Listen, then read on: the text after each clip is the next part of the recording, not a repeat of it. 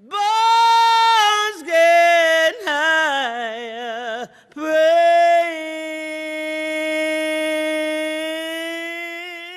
Much has been made about the African American men who contributed to the civil rights movement. Bones getting higher. But when it comes to their counterparts, so often women's contributions to major social and historical events and movements are minimized or overlooked completely. Until now, the book Hands on the Freedom Plow chronicles the journey of women in the civil rights movement. 4 of them spoke at this year's AFL-CIO Martin Luther King Observance in Philadelphia. If they had killed me, I was ready. I knew I could handle it.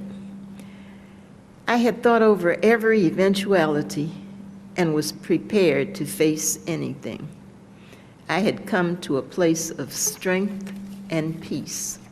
Risking racial intimidation, death, and deprivation, thousands of women from all over the country moved south in the name of civil rights and service. Even with water and electricity, of course, there was no air conditioning in the summer and only small space heaters and donated electric blankets in the winter.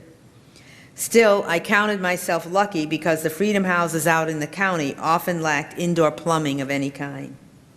Stretching our pay, which didn't always come either, of $9.64 a week to cover personal needs and a week's worth of food was no mean task.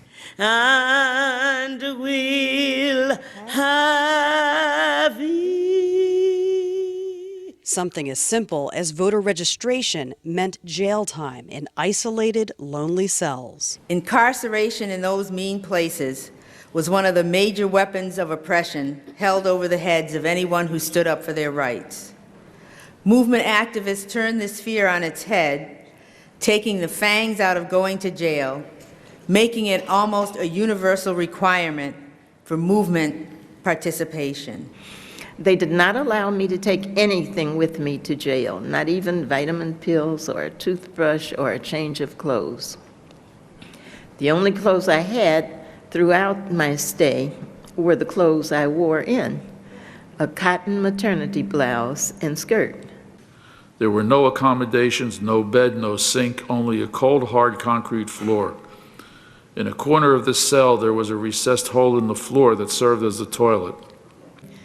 I slept during the day when not nearly as many roaches walked around.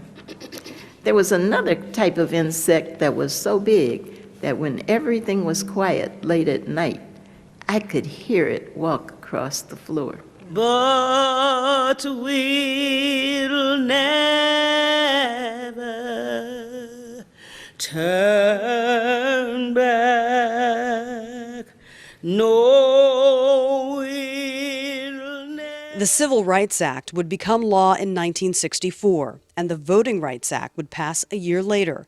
Accomplishments that couldn't have been completed without these women who sacrificed and suffered. Their actions remove from my thoughts and words forever all those stereotypical adages about how black people can't stick together, act in their own self-defense or interest, or are too passive.